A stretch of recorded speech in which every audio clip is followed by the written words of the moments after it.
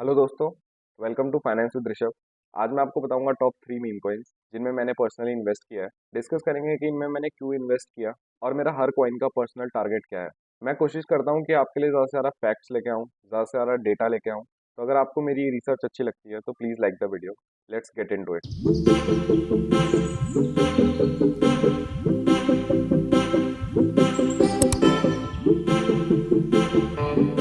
Top 3 meme coins के बारे में जानने से पहले आपको ये समझना पड़ेगा कि मीम कॉइन्स होते क्या हैं। मीम कॉइन्स वो क्रिप्टो करेंसी होती है जो इंटरनेट के मीम्स और ट्रेंड्स पे बेस्ड होती है। क्योंकि ये ट्रेंड एंड मीम्स पे बेस्ड है तो यहाँ पे दोनों ही पॉसिबिलिटी है। अगर ये ट्रेंड हुआ, इसकी मार्केट में डिमांड बढ़ी, तो हो सकता है कि आपके पैसे बढ़ जाएं, मतलब आपको अच्छे रिटर्न्स मिले, पॉजिटिव रिटर्न्स मिले। वहीं अगर ये ट्रेंड नहीं हुआ, लोगों ने इसको अडॉप्ट नहीं किया या फिर लोगों ने इसमें ट्रांजैक्ट नहीं किया, तो हो सकता है कि आपके नेगेटिव रिटर्न्स आए, मतलब आपको लॉस झेलना पड़े। यहाँ पे दोनों ही पॉसिबिलिटी है। इसलिए ये बोलना सही है कि ओवरऑल मीम कॉइन्स एक रिस्की एसेट है एंड यहाँ पे प्रॉफिट तो मिल सकता है बट वहीं लॉस होने के भी चांसेस होते हैं। अब यहाँ पे क्वेश्चन आ जाता है कि मीम कॉइन्स क्यों।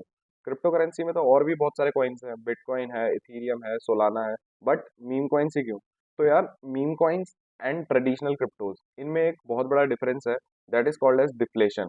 मतलब होता क्या है, जो नॉर्मल क्रिप्टो करेंसी होती है या फिर नॉर्मल क्रिप्टोज होते हैं, वो एक total number of coins launch करते हैं एंड वो कॉइन्स टाइम के साथ वही रहते हैं। जैसे कि बिटकॉइन के लिए बोला जाता है कि बिटकॉइन 21 मिलियन ही रहेंगे, बिटकॉइन उससे ज्यादा नहीं बन सकते। बट वही मीम कॉइन्स के केस में क्या होता है कि एक बारी में टोटल कॉइन्स लॉन्च कर देते हैं, मतलब एक नंबर ऑफ कॉइन्स लॉन्च कर दिए एंड उसके बाद धीरे धीरे उसे बर्न करते रहे, मतलब उसकी सप्लाई को घटाते रहे। तो होगा क्या, मार्केट में आप डिमांड बढ़ा रहे हो एंड सप्लाई कम कर रहे हो। इसमें सबसे बड़ा एग्जाम्पल है शीबा इन्यू का। जब शीबा इन्यू लॉन्च हुआ था तो टोटल 1000 ट्रिलियन शीबा इन्यू थे, बट आज की डेट में सिर्फ 590 ट्रिलियन शीबा इन्यू है। तो मतलब अगर आप देखो तो 41% कम हो गया, 41% शीबा उड़ गया। मतलब मीम कॉइन्स डिफ्लेशनरी होते हैं, टाइम के साथ साथ उनकी सप्लाई मार्केट में घटती रहती है। अब मीम कॉइन्स के बारे में तो आपने समझ लिया। अब चलते हैं उन टॉप 3 मीम कॉइन्स पे जहाँ पे मैंने पर्सनली इन्वेस्ट किया है। Number 1 on the list is फ्लोकिया एन्यू। फ्लोकिया एन्यू एक ऐसा मीम कॉइन है जिसे शीबा एन्यू की टीम ने ही डेवलप किया है। जैसे कि हमें पता है कि शीबा कॉइन इथीरियम पे बेस्ड है, सिमिलरली फ्लोकी भी इथीरियम पे बेस्ड है। फ्लोकी को 2021 में लॉन्च किया गया था, बट अगर आप इसकी एक्सचेंजेस पे लिस्टिंग देखो तो वो रिसेंटली ही हुई है। तो मतलब ओवरऑल ये एक नया कॉइन है। फ्लोकी की टीम किस लेवल पे मार्केटिंग कर रही है ये आप इस बात से समझ सकते हो कि अभी पाकिस्तान एंड आयरलैंड के क्रिकेट मैच में फ्लोकी एक स्पॉन्सर था। अब हो सकता है वो एक बहुत छोटा स्पॉन्सर हो, बट स्टिल हमें कहीं ना कहीं उसे देखने को तो मिल रहा है कि फ्लोकी एंड ऐसे क्रिप्टोज अपने को कहीं ना कहीं एडवर्टाइज कर रहे हैं। मतलब कहीं ना कहीं उनकी कोशिश है कि उनकी डिमांड मार्केट में बढ़े।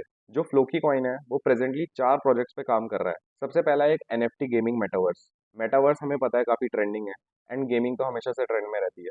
तो एक एनएफटी है जो कि गेमिंग पे बेस्ड है। सेकंड प्रोजेक्ट है फ्लोकीफाई। आपने डीफाई के बारे में सुना होगा, मतलब डिसेंट्रलाइज्ड फाइनेंस।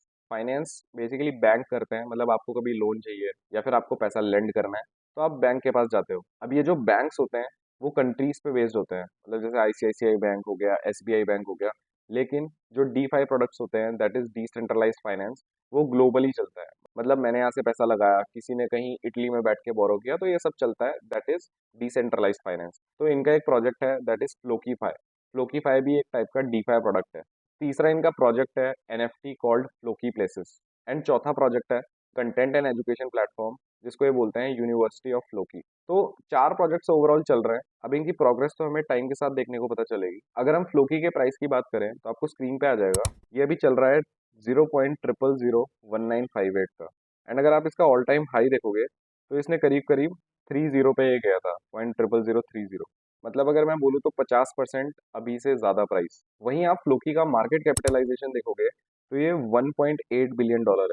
मतलब ये अभी 51 नंबर पे रैंक कर रहा है। तो अभी इसके लिए काफी पोटेंशियल है। हो सकता है आने वाले टाइम में ये काफी ग्रो कर जाए। यहाँ पे जो मुझे वैलिड रीजंस लगते हैं जिसकी वजह से मैंने फ्लोकी को बाय किया, वो मैं आप लोगों से शेयर करता हूँ। पहला है कि नया कॉइन है, तो जब भी कोई नया कॉइन आए या फिर आप एक अर्ली इन्वेस्टर हो किसी भी चीज में, चाहे वो कॉइन हो चाहे स्टॉक्स हो, तो कुछ ना कुछ बेनिफिट मिलता है। मैं ये नहीं बोल रहा हूँ हर केस में मिलता है, बट मीम कॉइन्स के केस में मैंने जनरली देखा है कि जिन्होंने पहले इन्वेस्ट कर लिया वो काफी फायदे में रहते हैं। अभी भी टाइम नहीं है, अभी भी इट्स अर्ली। थोड़ा थोड़ा अमाउंट करके हमें लगाना चाहिए, जैसे मैं हमेशा बोलता हूँ। दूसरा रीजन है कि इनके काफी सारे प्रोजेक्ट्स चल रहे हैं, जैसे कि मैंने आपको बताया इनके टोटल 4 प्रोजेक्ट्स चल रहे हैं एंड चार में से किसी ना किसी एक या दो में अगर सक्सेसफुल हो गए तो हो सकता है आने वाले टाइम में फ्लोकी का प्राइस हमें और ज्यादा बढ़ता हुआ दिखाई दे। तीसरी चीज है गुड इनफ्लो एंड आउटफ्लो। अगर मैं इसका इनफ्लो एंड आउटफ्लो की बात करूं तो ये काफी सही चल रहा है। इनफ्लो भी अगर आप देखोगे एंड आउटफ्लो भी अगर आप देखोगे तो आपको ये दिखेगा कि पैसा जा भी रहा है एंड पैसा आ भी रहा है। That is a good sign and ये हमेशा होना चाहिए। अब आ जाते हैं फ्लोकी के मेरे पर्सनल प्राइस प्रिडिक्शन पे। तो मुझे पर्सनली लगता है कि फ्लोकी $0.003 तक जाएगा, मतलब अभी का 15x मुझे दे सकता है अगले 3 साल में। मैं हमेशा से आपको बोलता हूँ इन्वेस्टमेंट के लिए थोड़ा सा लंबा सोचो। ऐसे नहीं हो सकता कि यार 3 महीने में या फिर 1 साल में हमारा पैसा बहुत मल्टीपल रिटर्न दे दे। तो हमेशा अच्छा यही होता है कि हम लंबे समय तक इन्वेस्ट करें। तो 2027 तक मुझे लगता है कि ये $0.003 को टच कर सकता है। एंड अगर ये करता है तो मैं इसमें अपनी होल्डिंग्स बेच दूंगा। आपको मेरी होल्डिंग्स स्क्रीन पे आ जाएंगी। मैंने इसमें पर्सनली इन्वेस्ट किया है, चाहे थोड़ा ही अमाउंट इन्वेस्ट किया है, बट मैं ऐसे सोच रहा हूँ ये 15 गुना हो जाएगा। सेकंड मीम कॉइन है पेपे। पेपे एक ऐसा मीम कॉइन है जो कि फ्रॉग कार्टून कैरेक्टर पे बेस्ड है। इसके बारे में हमने पहले भी डिस्कस किया है एंड अगर आपको इसकी डिटेल्ड वीडियो देखनी है तो मैं वो डिस्क्रिप्शन में दे दूंगा। इस वीडियो के बाद आप उस वीडियो को देख सकते हैं। पेपे भी एक बहुत नया कॉइन है। इसको अप्रैल में लॉन्च किया गया था 2023 में, मतलब 1 साल ही हुआ है इसको लॉन्च हुए हुए। पेपे भी फ्लोकी की तरह एक इथीरियम बेस्ड कॉइन ही है। तो पेपे के नंबर्स देख लेते हैं। पेपे का जो अभी करंट प्राइस चल रहा है, इस टाइम पे पेपे 0.00001039 पे चल रहा है, जो कि लगभग इसका ऑल टाइम हाई ही है। एंड अगर आप इसकी मार्केट कैपिटलाइजेशन देखोगे तो ये 4.37, मतलब 4.25 बिलियन से थोड़ा सा ऊपर है। अगर आप इसकी रैंकिंग देखो तो ये नंबर 23 पे आता है। अब आपका यहाँ पे एक क्वेश्चन हो सकता है कि यार पेपे तो अभी ऑल टाइम हाई पे चल रहा है, तो आपने पेपे को क्यों टॉप 3 मीम कॉइन्स में जगह दी है? तो यार किसी को पता नहीं होता है कौन सा मीम कॉइन ट्रेंड कर जाएगा। अभी पेपे अप है, बट कोई नहीं कह सकता कि इसके बाद ये डाउन ही आएगा। जब तक यहाँ पे बाइंग एंड सेलिंग होती रहेगी तब तक वो ट्रेंड में रहेगा।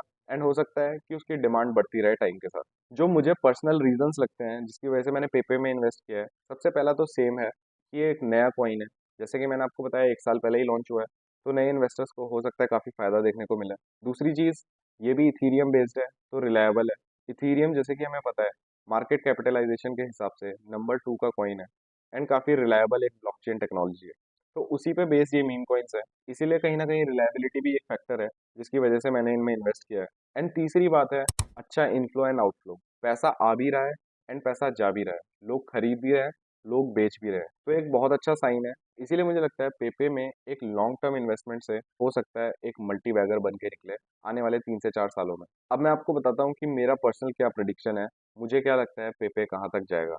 तो मुझे पर्सनली लगता है कि पेपे $0.0002 तक जाएगा। तो अभी के प्राइस से देखूँ तो मैं इसे 19 से 20 गुना होते हुए देख रहा हूँ। Number 3 on the list is आपका प्यारा, हमारा प्यारा, सबका प्यारा शिबा एन्यू।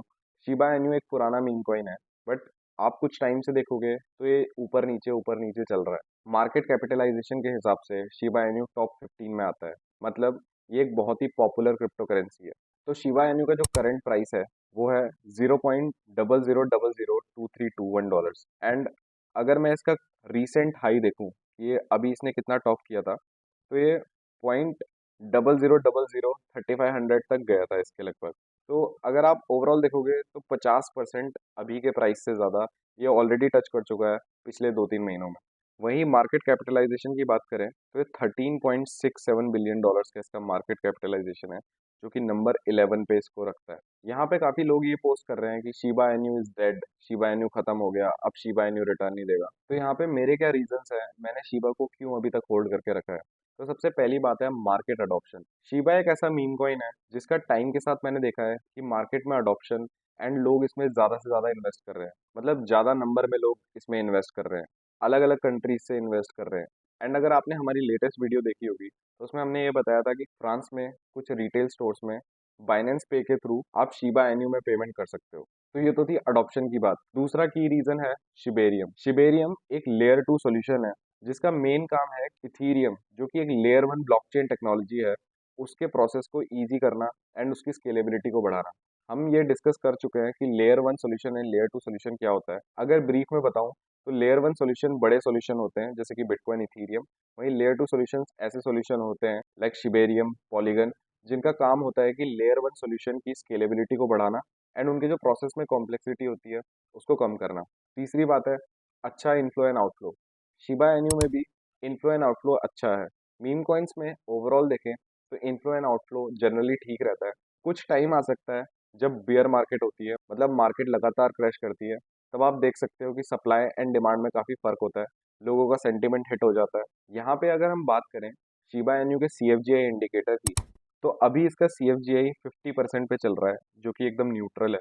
अगर आप इसमें देखोगे, करंटली वेल्स जो हैं नेगेटिव हो गए हैं इसके बारे में, बट इसकी डोमिनेंस अभी भी बहुत है। सोशली ये बहुत पॉजिटिव चल रहा है। वॉल्यूम भी काफ़ी अच्छा है, मतलब बाइंग सेलिंग हो रही है अभी भी। वोलेटाइल अभी इतना ज़्यादा नहीं है। एंड ऑर्डर बुक भी पॉजिटिव है, कुछ जगह न्यूट्रल भी है, एक दो जगह नेगेटिव भी है, वेल्स इसके लिए नेगेटिव है। तो यहाँ पे थोड़ा सा मिक्स रिएक्शन है। लेकिन इसका मार्केट कैपिटलाइजेशन को देख के एंड कितने साल से ये मार्केट में है इसको देख के, शिबा एन्यू मेरी हमेशा से चॉइस है। एंड मैं इसमें एक लॉन्ग टर्म के लिए ही सोचता हूँ। अब मैं आपको बताता हूँ कि शिबा एन्यू के लिए मेरा पर्सनल प्रेडिक्शन क्या है। तो मेरा शिबा एन्यू का अगले 3 सालों का टारगेट है $0.0002, मतलब अभी का 10 गुना। तो शिबा एन्यू के लिए मैंने कम क्यों प्रिडिक्ट किया? ये इसलिए क्योंकि एक पुराना मीम कॉइन है। एंड नए कॉइन्स में जनरली देखा जाता है कि ग्रोथ काफ़ी होती है। जब एक लेवल पे पहुंच जाते हैं कॉइन्स, उसके बाद ग्रोथ थोड़ी कम हो जाती है। इसलिए शिबा की ग्रोथ मेरे को थोड़ी सी कम लग रही है। लेकिन ये क्रिप्टो मार्केट है, यहाँ पे कुछ भी हो सकता है। हो सकता है शिबा में आने वाले कुछ दिनों में काफ़ी एडवांसमेंट्स हो, या फिर काफ़ी नए प्रोजेक्ट्स रिलीज हो, तो उसकी वजह से हो सकता है कि इसका प्राइस ऊपर चले जाए। यहाँ पे बहुत सी चीज़ें सिर्फ एक न्यूज़ का खेल भी होती है। इसलिए इन्वेस्ट करते हुए हमें दिमाग से सोचना चाहिए। एंड मैंने इसीलिए आपको 3 मीम कॉइन्स बताए, क्योंकि मैंने खुद तीनों जगह पैसे डाले हैं। मैं ऐसा नहीं करूंगा कि एक ही जगह अपना पूरा पैसा डाल दूं। इट्स ऑलवेज बेटर कि हम अलग अलग जगह अपना पैसा लगा के रखें, कि कहीं एक या दो जगह से हमें नुकसान हो तो एक जगह उसकी भरपाई भी कर लें। ऐसे ही और crypto currency, stocks and mutual funds के बारे में जानने के लिए please subscribe to this channel. Thank you so much for watching the video.